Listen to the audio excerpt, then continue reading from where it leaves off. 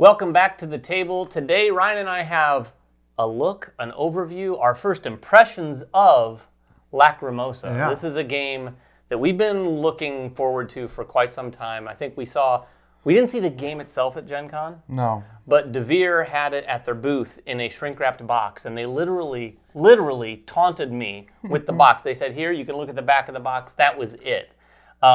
And I think everyone's been kind of like rabid to find out a little bit more about this game. Yeah. We've had a chance to play it now. For sure. I mean, because you're wondering already, like, if you don't know what Lacrimosa is, it's actually the last song that Mozart ever started writing before he died. Yeah, he started writing. He actually died while in the middle of writing that piece, and his wife kind of commissioned other musicians to come in and finish it for him, which was a piece of information I did not know, which is very interesting. But then how do you build a game around that and make that game engaging and fun with such a weird theme? Well, now is the first big hook, is the theme of this game. There's not a lot of games that come along with a theme that you're like, whoa, that's different. I mean, this brings out memories of like Rococo. When you hear that theme, you're like, whoa, okay. So what you're doing in this game is we are effectively sponsors who are meeting with Mozart's wife in a cafe, recounting stories to her so that she can sort of write and document Mozart's life. She's also trying to sponsor the finishing of the Requiem. And we're telling her stories about his journeys, about his talent, and about basically the compositions that he's did and where he performed them, when he sold them, things like that. Yeah, and the ones that we helped him write, the ones that we sponsored him to write over the years of his life, which is kind of crazy. Like any good sponsor, we're taking complete credit for Mozart's talent. By the way, I had him write this opus for me. I was there. It's a really cool theme, but it actually comes together in a really, really cool way. And I think not only is the theme interesting, but what the game does mechanically is very interesting. You mentioned Rococo earlier, and honestly, this game brought back flashes of Rococo for me, not just because of the theme, but also because of the way that you use cards in this game. Yeah. It is a deck building game, but it is a very tight deck building game. It's not one of those games where you're just building this huge deck. In fact, you're actually keeping roughly the same amount of cards in your deck the whole time. Yeah. 9 cards or something like that you have in your hand the entire time. And when you take a new card, you have to get rid of a card. Yeah. So it's very sort of tight, plus multi-use cards. So you're using these cards in one of a couple different ways. So the decisions going on with A, multi-use cards, but B, the choices about, okay, I'm taking this new card, but I have to get rid of one. And you got to really be careful in this game about what you get rid of, because if you get rid of too many of certain things, you might not have those actions to take as much going forward. It's really quite a thinky game, and it all does like revolve around this one hand of cards. And this hand of cards represents your memories. These are your memories with Mozart, and you're actually playing these cards to take actions during the game and collect more cards from this row, which of course you can collect more memories, make your deck a little bigger, or you can commission those opuses, which were the big performances that Mozart, the big pieces he put on. You can collect those and then use those to score points or gain money over the course of the game as well. Yeah, what we have here on the table, you can see the main board here, and then we'll put up some B-roll of the player boards, because the player boards play a really significant role here. But on the main board, like Ryan said, we have the cards up here, and this is going to come from a deck of cards that's sort of staggered for rounds 1 through 5, and each section of that is going to have some opus cards, it's going to have some memory cards. The opus cards, those performances or the music, those are just going to go sort of face up in a tableau. You're going to activate those in a couple of different ways. And then the memory cards, like we said, are going to go into your hand, and those are going to kick other cards out. Then down here we have this map. This is basically representative of all the journeys Mozart took. You're going to go to different cities, visit some royal courts. In the game, you're going to be collecting those tiles and getting some bonus activities and maybe some end of game scoring. And then down here, and this is where the theme really comes in, is sort of the Requiem track. This is the different movements of the Requiem, and we've got 2 composers, and there's 4 composers in the game. You just randomly pick 2 of them and put them down here. They each come with their own tiles. This is going to be where we're contributing to the Requiem, and we're choosing effectively as the sponsors which composer is going to be contributing to each movement, and these end up serving in a game standpoint as sort of an area majority situation for some scoring.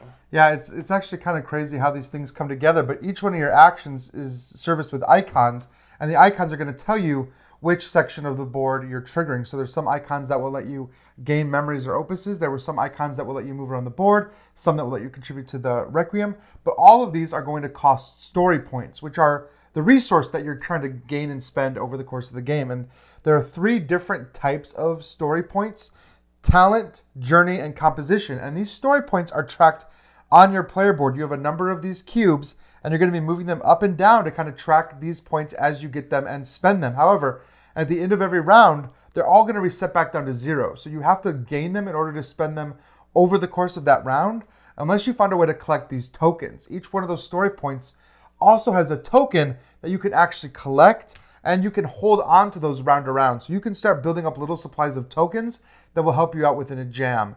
And then, of course, there's money, ducats, which you're going to be using to help commission these pieces as well. So all of 4 of these different types of resources are going to be used to do all of these different actions. Yeah, and the 2 other things you're going to find on the player board, over on the far left is sort of your income track. It's going to start at 2 ducats, but throughout the game there are things that you can do that is going to raise that, because between each round, effectively, as part of those phases, you're going to take that income. And this is going to be money, it's going to be some of those story points, it's going to even be victory points if you get up high enough.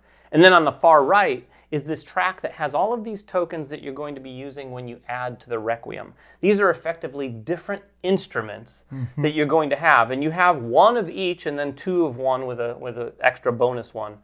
When you use the Requiem ability, that's going to go out there in these specific spots. And as you can see here on the board, this is a little bit variable, because each game you're going to use one of these cards and cover up some of the spots. So in some, like in this game, for instance, the 5th movement has no spots covered up. Right. Whereas the 4th movement has a bunch of spots covered up. You're not adding a lot to the 4th movement. You're not going to do much, and this all relates to points that you might score at the end of the game. Yeah, this is really the variable difference between every game setup, because since you're using different composers, since you're using a different setup and you're having different bonus tiles, those bonus tiles are either going to give you one-time effects or income effects, and you're going to actually like grab those and add them into your tableau to trigger. So although you start with a symmetrical start, it gets very asymmetrical as you start to bring new cards into your deck and you start getting some of those different income tiles. In addition, all of these tiles that come out here onto the map are different every game as well. There's a whole stack of them. And so the order in which you can do these tiles is going to be different as well, which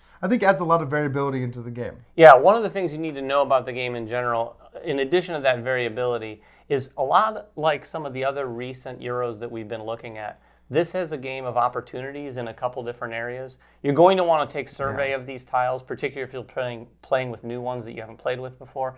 And then the way these tiles come out, obviously there's 2 more stacks here, so these are going to come out variably. And you're going to want to look at what's out, and then also how they're connected and how closely they're connected, because you might seize a couple of early game opportunities to really set you up. Like right now, there's a couple spaces right here that can give us up to 7 of those tokens, which, having that extra supply of tokens, I can't emphasize enough how helpful that is, because you're not going to get a ton of story points on your board. Yeah, so let's talk about that, because how you gain these story points is actually kind of critical to how you play the game. We talked about how you're going to have a deck. That deck is always going to be 9 cards, and you're going to have 4 of them. And David alluded to the fact that they're multi-use cards.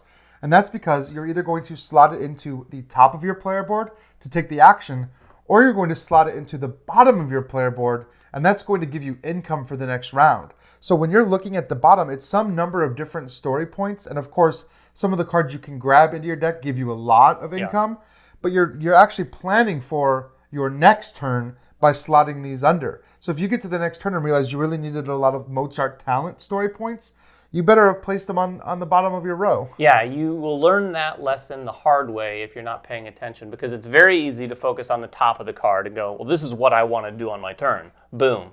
And then oftentimes you're like, I guess I'll throw this one away because I don't want to use that action this round. But if you're not paying attention to whatever the resource is at the bottom, during that income phase, you're going to get all those things, and you might not get any of what you were hoping to get for your next turn. You could get all journey points and realize, well, I don't even want to go on a journey next round, so I don't need all those journey points. Yeah, so specifically how a turn works, and this is going to go back and forth until each player at the table has played 4 cards at the top and the bottom of their board. But on your turn, you're going to play 1 at the top and 1 immediately below it. So you're just going to stick it in the top of it. And by the way, these are not even dual, but triple layer Yeah, they're really nice. boards where you're sliding these cards in. And one thing of note here, after you do all these things, you're going to basically, or one of them, you take the action at the top, and then it's the next player's turn. This goes around and around the table until, like I said, it's all filled. But one of the actions I wanted to point out, and probably the first one we'll start with, is the memories, where you're basically taking cards from that top display. When you use the document memories action, you're going to be taking one of those cards from the top of the board. But when you do, when you take a memory, it's going to necessarily go in the spot on the lower part of the board there. So whatever card you slotted at the bottom, that is now out of the game. Yeah. So that's another thing you have to keep in mind is if you're going after new cards, you definitely want to pay attention to what you're putting below. Oftentimes, I don't know if this is the best strategy, but I've generally tried to replace the same action.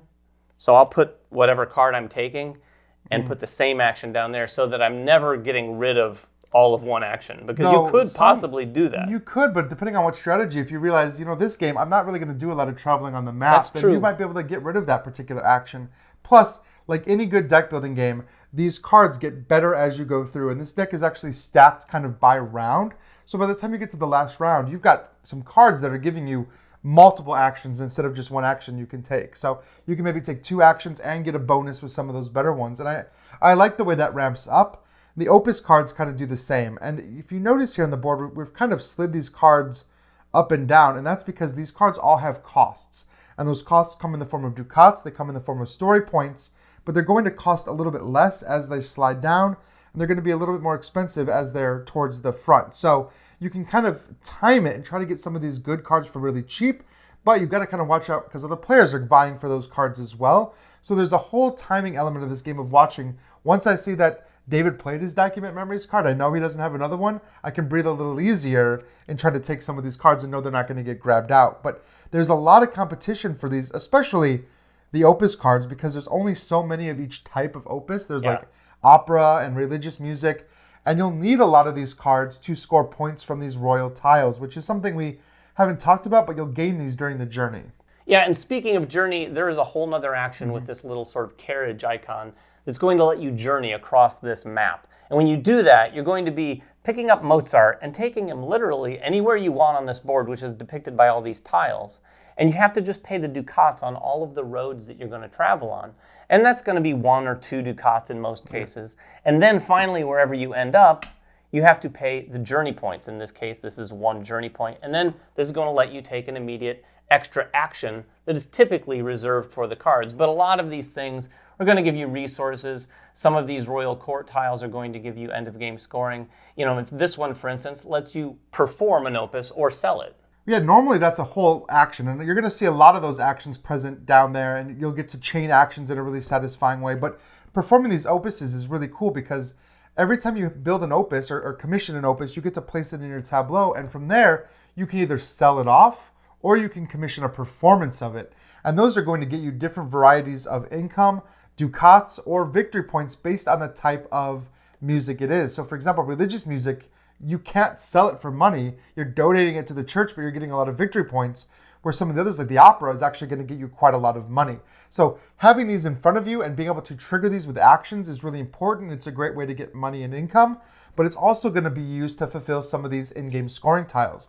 They're going to want you to have specific types of opuses in front of you at the end of the game. So if you take that opus action to sell one, you're no longer qualifying for that end of game bonus. And so you need to really be careful when it comes to using these opus cards. There's some, like this one out here, this tile, that actually lets you do that opus action to get extra money, which you normally wouldn't get. So trying to find ways to trigger all of these actions without having to actually spend actions to do so, it's kind of the core of this game, because you can really come up with some really cool chains by taking these actions in specific orders. Yeah, using the journey points is really, in my opinion, one of the biggest areas where you can pick up some of those things that are going to connect bigger turns for you. Otherwise, you are just going to be taking the action on the card, and that's about it. But if you've done some stuff out here from time to time, you're getting some of these tiles, not to mention contributing to the Requiem down at the bottom of the board. Yeah, and that's the last action you can take, actually, is to contribute to the Requiem. And I think this is one of the coolest parts. Maybe it's because I come from a musical background. I really like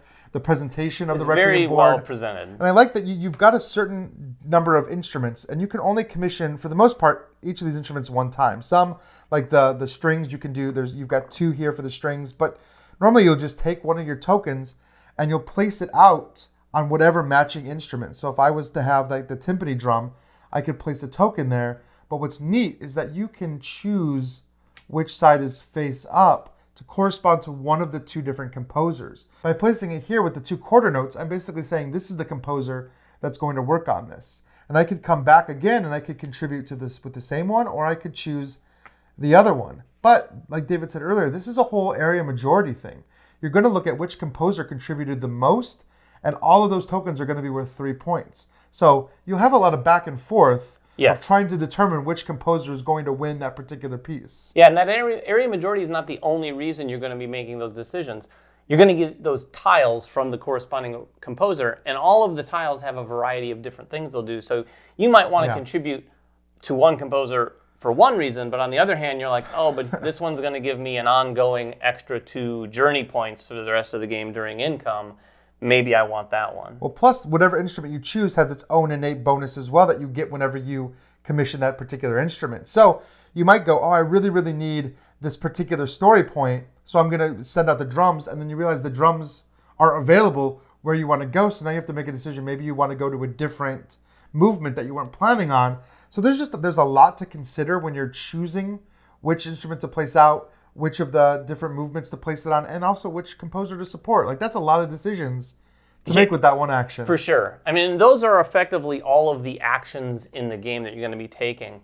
And as you can tell, you're going to be building up and changing your cards. Some of the cards that come into play when you get new memories, you might get a card that instead of just has one action icon at the top, it has 2. Or maybe it has a few ducats and a story point and an action. So they're effectively just improved versions of these again, but they're going to cost you some story points and money to get in the first place. And like I said, you have to be really careful about what you get rid of out of your hand as well. You also have to be really careful about what you play, because there's another element at play here. Because when you're playing your cards across the top for their actions, you're taking the actions that are most beneficial to you. But every round, there's a scoring tile out on the board that wants you to play a very specific action. If you play that action, you will get story points, or ultimately maybe victory points or other bonuses for how many of those particular cards you played. So for the first round here, it wants us to play those journey or the travel cards, but maybe that doesn't fit with your strategy. So you have to kind of balance those things as well. But synergizing with that is important, and that is one of those things that's going to happen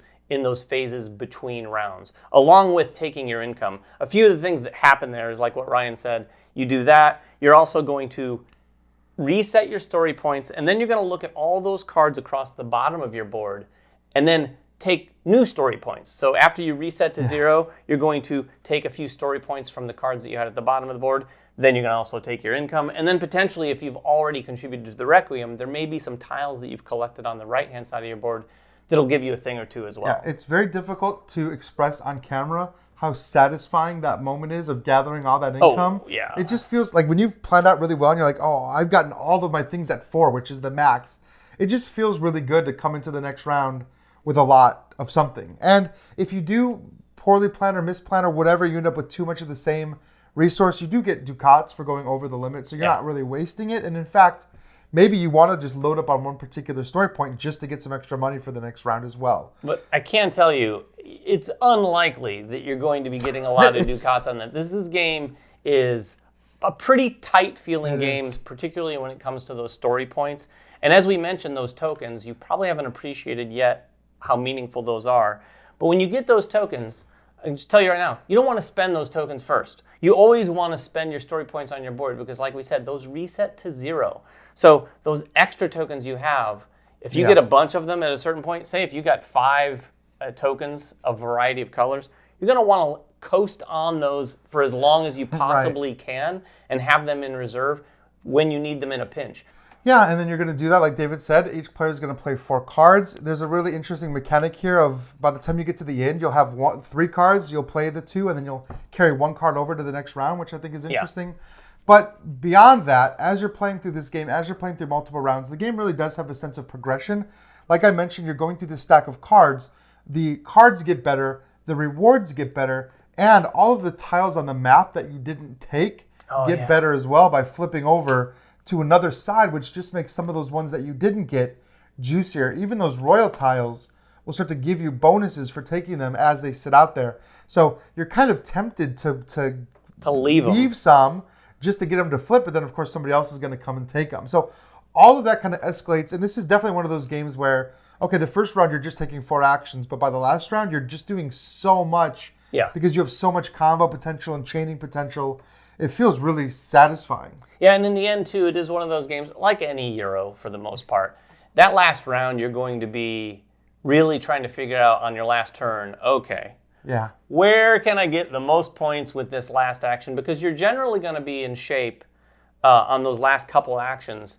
You'll have cards in your hand to kind of contemplate, okay, I could journey here to get this. I could add to the Requiem if it's going to have any impact. But then you're constantly thinking, if you're not the last player, you might add to the Requiem, but it might get added to by more people between you and the end of the game. It's very hard, too, to talk about that without seeing it in play, because in a 4-player game, it's anyone's guess where these Requiem movements are going to end up or which composer is going to make control. And whoever has the majority, whichever composer has the majority, they all score that higher amount. So if you're the one player that was the other one, you're watching everyone else get 3 points per token and you're getting 1 point per token, which can really set you back.